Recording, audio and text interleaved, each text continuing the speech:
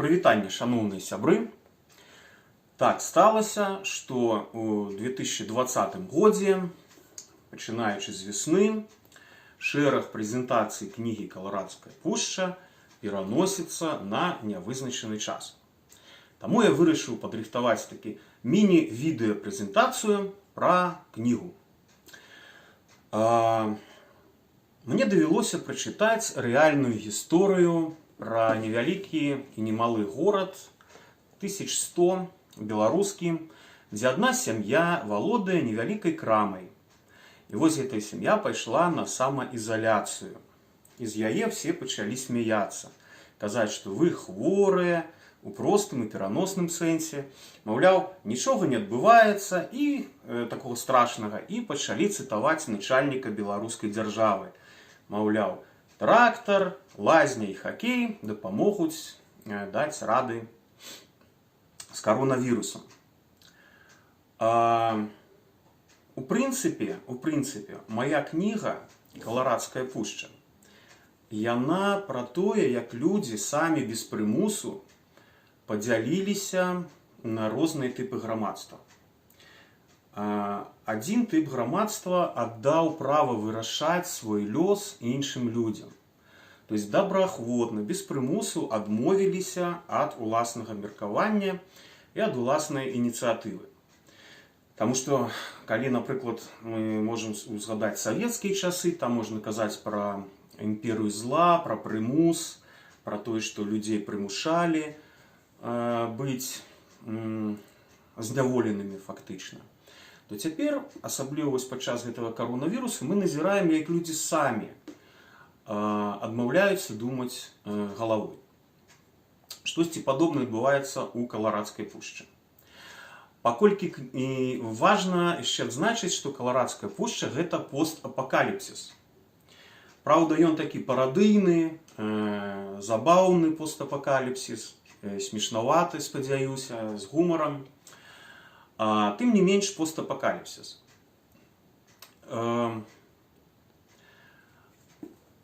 Тым не менш, гэтая вокладка, ну, па-першае, кніга была напісана да каранавірусу і выйшла да каранавірусу, да пандэміі. Натуральна, што гэтая вокладка не толькі пра каларадскага жука, які, праўда, там таксама прысутнічае ў сюжэце. Вось што напісалі пра мяне, пра мою кнігу, віцебскія беларусафобы адразу, як кніга выйшла. Белорусский националист Северин Квятковский написал роман «Каларадская пуща», в котором описал реалии общества без колорадов. Автор всерьез утверждает, что разобрался в психологии ватников, которые якобы всегда за любую власть, не хотят перемен и скучают по СССР. Квятковский собирается самостоятельно перевести свое произведение на русский язык, чтобы познакомить его с широким кругом читателей. Ну, наконт перакладу на расійскую мову гэта праўда, таму што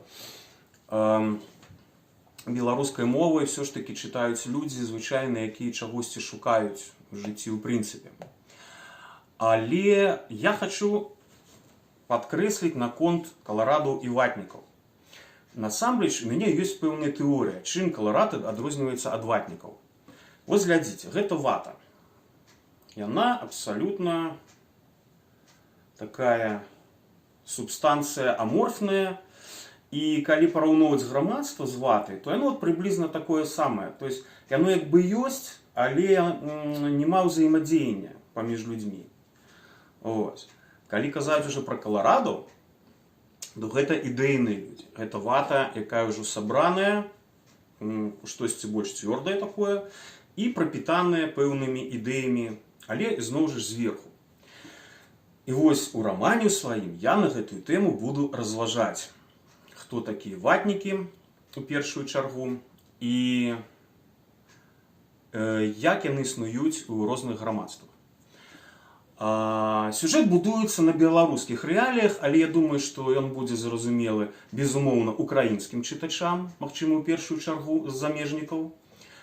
Будзе зразумелы, у прынцыпе, усім людзям, якім там больш за 40, за 45 гадоў, якія памятаюць яшчэ, ў прынцыпе, савецкія часы. Гэта людзі і ў Польшчы могуць быць, і ў Чэхіі, і ў Славакіі, і ў Літве. Але калі браць шырэй, то, ў прынцыпе, вось гэта з'ява, калі людзі аддаюць права думаць за сябе камусьці іншаму, яна нікуды не знікла. Яна існуе ў розных краінах. Я думаю, што ў якім-нибудь Парагваі ў Лацінскай Амерыцы, ці ў якім-нибудь Беніне ў Афрыцы, ці ў якой-нибудь азіяцкай краіне. Гэта ўсё існуе. І больш за тое, мы можам назіраць і па заходнееўрапейскіх краінах, як людзі адмаўляюцца думаць і за іх вырашаюць іншыя людзі. Ну, магчыма, это самае галоўнае, крыху пра то, як Каларадская пушча выглядае па форме. Асабіста я лічу, што гэта кніга-комікс, раман-комікс.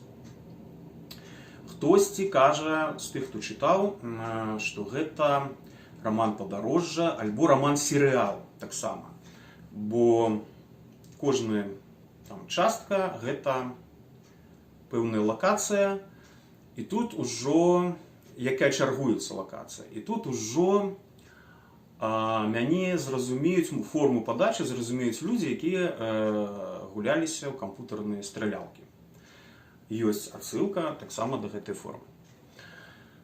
І яшчэ, я думаю, што гэта раман ідэяў.